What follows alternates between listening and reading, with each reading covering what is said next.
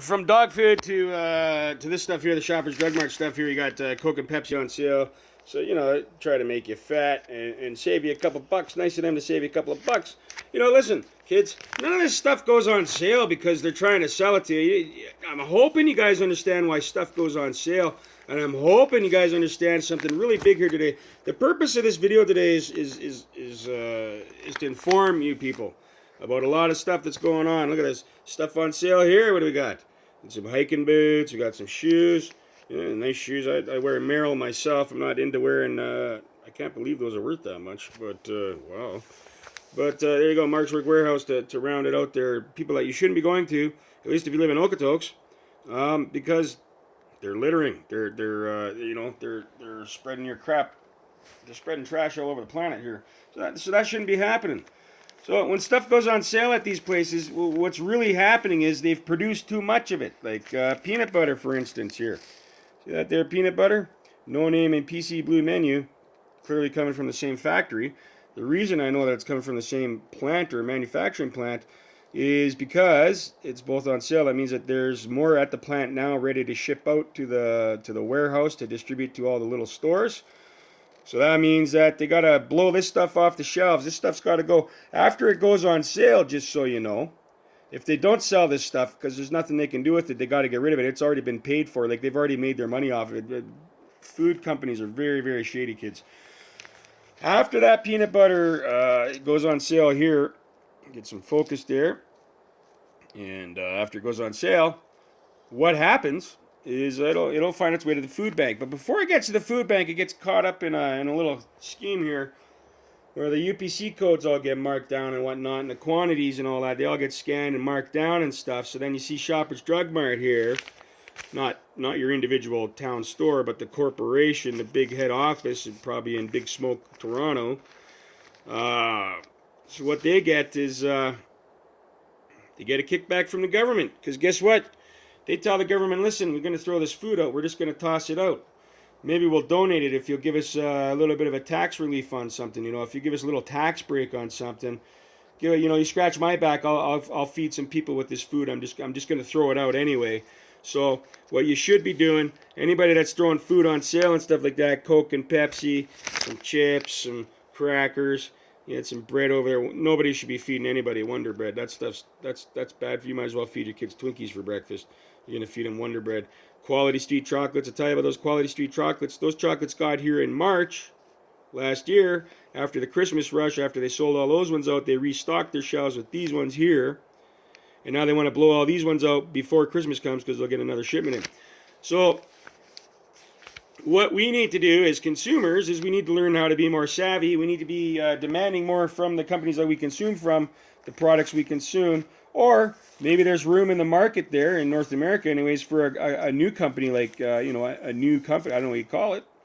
But something like, they got all these big companies. Mars Corporation owns half of the food business. Nestle owns all the drinks and stuff. Between Nestle and, well, maybe Coke owns Nestle. I don't know. I'm not going to get into that right now. But all that information's on the old Google if you want to check it out. But a lot of these places are all owned by the same guy, the same company, whatever. So it's time for us as Canadians anyway, because we are good people. We do, and Americans are good people too. You got the good Donald Trump down there. We love him. Good guy, making jobs for everybody, for the good, harder working Americans. Making a lot of work. Got a lot of friends in America. Oh, America!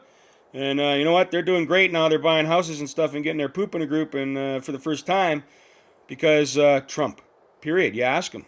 Some guys, I didn't even vote for Trump, but goddamn, pardon my language, but geez, this man's really made it good for us. Like, I'm going to vote for him this time, they say. I didn't vote for him last time, but people are buying houses. The economy's back. You never hear that on the news.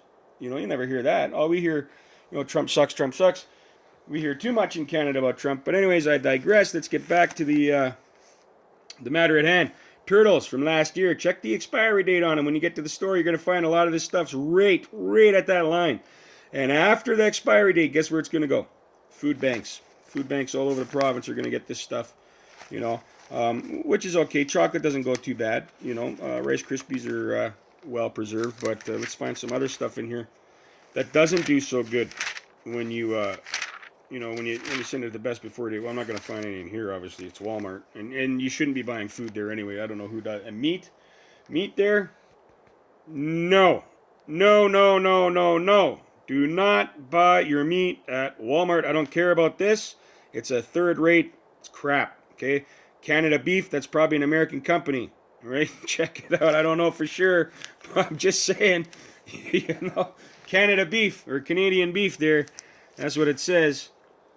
So I don't know why it says that. Why wouldn't it say Alberta Beef? That's where it comes from. But yeah. So the food banks, getting back to the food banks, so the food banks get all this food. They get all this food for free, which is good for them because they are feeding people. But a lot of this stuff that they're getting, like stuff like this, that's got no nutrition in it. None. These things here, you want to help the food bank, drop off eggs. You want to help the food bank, drop off some juice with some vitamins in it. Probably not iced tea, probably not apple juice, Minute Maid, probably something that's got some vitamins. Hungry Man dinners, probably not. Laundry soap's probably a good thing to take down to the good people that, if they're a little poor, last thing on your mind when you're trying to feed your kids is, oh, geez, can I afford laundry soap? I'll just wash them in the tub with the kids when they take their bath. That's how they used to do it when I was a kid. That's how Mom used to do it, But let's open this sucker up here. Let's see what we got here. We got really a whole lot of nothing on here. And I'm trying to find one particular item that I can explain to you why I get irked when I volunteer sometimes. And I get a little irked when I see this stuff come across. I volunteer, and I see stuff going to the food bank. I don't volunteer for the food bank, but I volunteer for an organization that sends food to the food bank, picks it up and whatnot. And I'm not going to find it, but basically, folks, the problem is cereal. I want to talk to you about something right now. And rancidity. And I'll leave a link in the description, probably right about there, about rancid foods and what they are. Here's the thing for me for food banks. I got a lot of problems with food banks, and we'll start with this one first and foremost because I know you're listening. Any guy that pulls up to a food truck or to a food bank in a $60,000, $70,000, $80,000, $120,000, $150,000 truck, if they make them, some of these trucks are nice. I'm seeing, out there. But we go to drop food off at the food bank there, and what do we see out at the food bank? We see a lot of awful nice trucks, awful nice cars, and then the people getting out of them. I don't know about this, but I'm going to tell you something. When I see immigrants going to the food bank, when I see TFWs going to the food bank, maybe it's time to send them home. Like, why the heck did they come here? When I see grown men in your 20s, 30s, and 40s, and you're single, and you're going to the food bank, okay, and you're at that shelf there, and you're taking that food, and nothing in your head says this is wrong. You got a brand new vehicle you can make payments on. You can't afford to lose that thing. You're really not working very hard, are you? Are you smoking all your money away? You putting it in the crack pipe or the meth pipe? Which one is it? Guys, hey, dude, if you're working male, even if you're not working, get yourself a job. Okay, I don't care, right? Hey, you shouldn't be going to the food bank for any of this stuff. You don't get any of this stuff. You shouldn't be going to the food bank. You should just be getting another job. You're single. You got no kids. You got no business at the food bank with your brand new truck, your brand new car, working. Work trucks. I've even seen work trucks show up there. And the type of work trucks I see show up there, those guys ain't making $15 an hour, huh? You know what I mean? So something's got to be done about that. I think vetting needs to be done at food banks. People with families are really the only people that should be accessing a food bank, and seniors, people with disabilities. Anybody else between the ages of 18 and 80, just get a job. Just get a job. Help everybody else out and go get a job. You know what I mean? But, probably going to the food bank is not good for anyway. Now, I'll tell you why. Because they send rancid food to the food bank. I don't know how many times we've sent expired food, actual expired food. It says right on the box, best before. Well, let's talk about that for a minute. A while back there, they've changed expired to best before. And the reason they did that was so that they could get away with giving poor people food at the food banks. That's why they did that.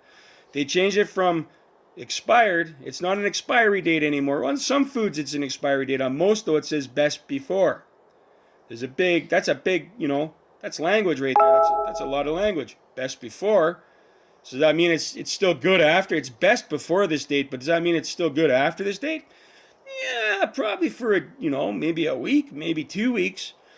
You know, at the broad end of the spectrum, maybe a month it'll be good.